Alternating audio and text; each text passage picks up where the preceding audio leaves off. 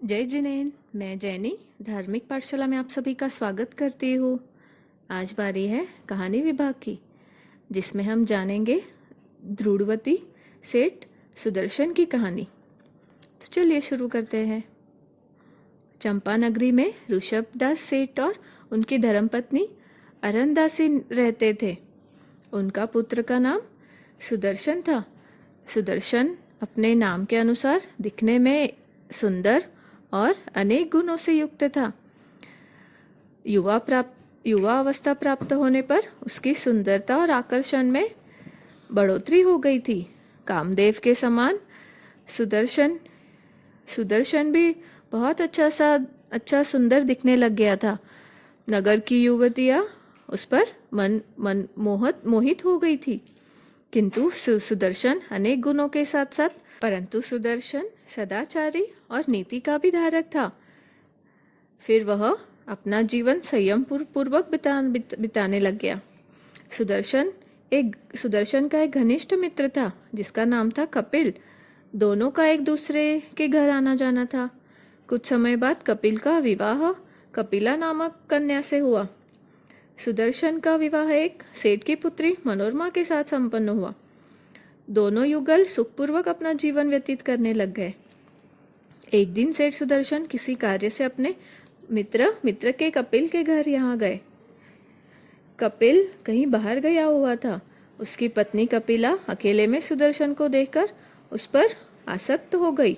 उसने अपनी काम भावना की पूर्ति के लिए सुदर्शन से अनुरोध किया। सुदर्शन ने उसे बहुत समझाया, किंतु वह अपनी वासनामय दृष्टि से विरक्त नहीं हुई और सुदर्शन पर सभी तरह से डोरे डालने लग गई। तब संयमी सुदर्शन किसी प्रकार अपने नपुंसक होने का बहाना करके वहां से बचकर आ गया।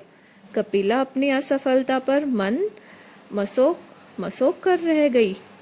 थोड़े दिनों बाद वसंत ऋतु का आगमन हुआ।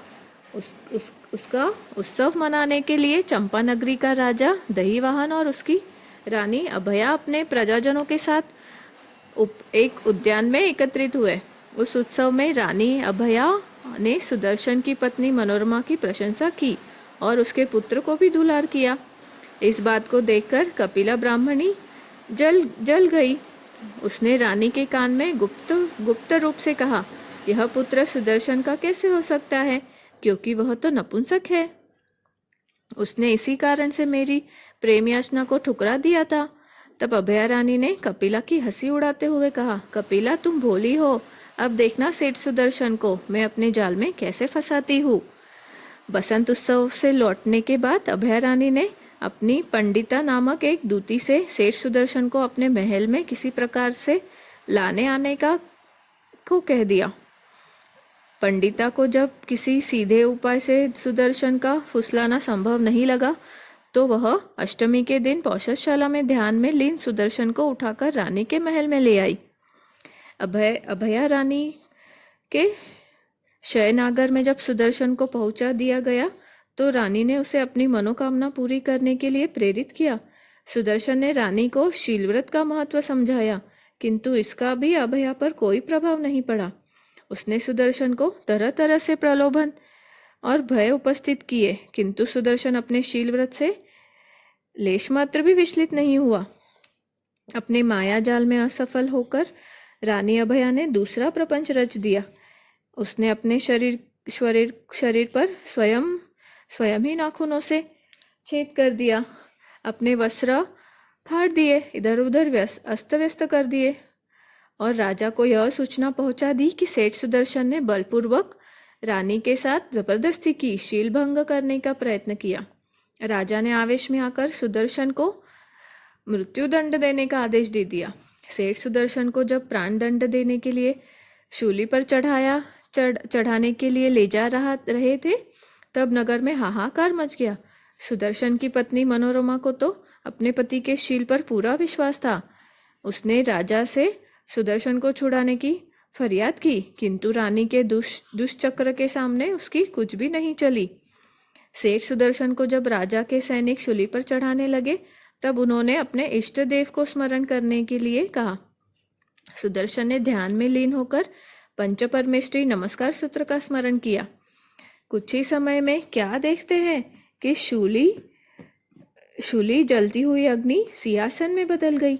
राजा के सैनिक देखते ही रह गए। वहां पर एकत्रित भीड़ इसके बड़ी प्रमोदित और प्रसन्न हो उठी। सेठ सुदर्शन की चमत्कारिक रूप से सबके सामने प्रकट हो गई। राजा दहीवाहन ने सेठ सुदर्शन को सत्कार कर उसे नगर का सेठ बना दिया। जब राजा रानी अभया और कपिला को दंड देने लगा तो सुदर्शन ने उन्हें क्षमा प्रदान करने के लिए कहा। सुदर्शन की धर्मनिष्ठा, क्षमाशीलता और शीलव्रत साधना की जय जयकार से सभी दिशाएं गूंज उठी। धन्य है सेठ सुदर्शन जो अपने शीलव्रत में और नमस्कार पंच परमेष्ठी पर अड़िग रहा। तो ये थी कहानी सेठ सुदर्शन की। आज के लिए बस इतना ही। अगली पाठशाला में फिर मिलेंगे एक नई कहानी के साथ। तब तक चिंतन मनन और धर्म ध्यान करें और धार्मिक पाठशाला से जुड़े रहे। जय जिनेंद्र।